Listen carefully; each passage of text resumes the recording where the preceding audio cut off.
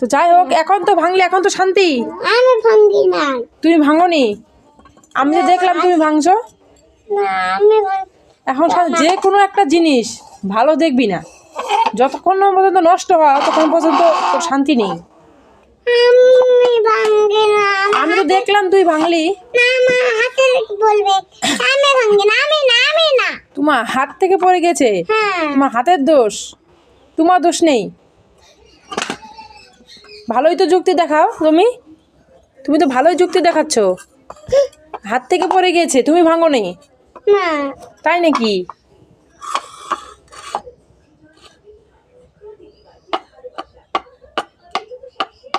এটা ভাঙলি কেন? এখন তো দিদন বকা দিবে তোমাকে। দিদন যদি দেখে তুমি এটা ভেঙেছো, কলসি, ছোট কলসিটা।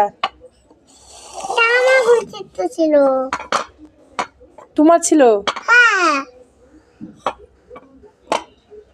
এই জন্য এটাতে দিদন তুলসী গাছ লাগাবে, এটাতে তুলসী গাছ লাগাবে। তুমি কেন এটা ভেঙেছো? আমি হাতের থেকে বলে গেছে ভেঙেছে। হাতের থেকে কেন পড়ে গিয়েছে? আমি তুমি বললাম না তুমি এটা ধরবে না? দিদুন রেখে দিয়েছে যত্ন করে, আর তুমি এটা নিয়ে ভেঙে দিয়েছো।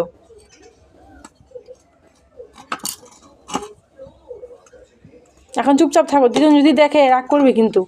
চুপচাপ থাকো, এটা দেখানো যাবে না, দেওয়া আমি লুকিয়ে রেখে দিই, রেখে দিই, নাহলে কি তোমাকে সেই বকু দিবে। কি সুন্দর জিনিসটা ছিল মা, ভেঙে দিলে। দিদুন এটাতে তুলসী গাছ লাগাবে মাটি দিয়ে, এটাতে, আর তুমি এটা ভেঙে দিলে মা। আমি ভাঙি না, এটা তো আমার কাছে দাও। আবার বলে আমি ভাঙি না, আমি তো দেখলাম তুমি ভেঙেছো। তো কে ভেঙেছে? এমনি হাত থেকে পড়ে ও এমনি হাতে থেকে পড়ে গেছে, তাহলে তো তুমি ভেঙেছো। তো হাতের দোষ শুধু দিলে হবে? আমি যে বললাম, এই যে বললাম তুমি ধরে না, ধরে না, এটা ভেঙে যাবে, পড়ে ভেঙে যাবে। মাটির জিনিস পাকাতে পড়লেই ভেঙে যাবে। কথা শুনে না, কিছু না।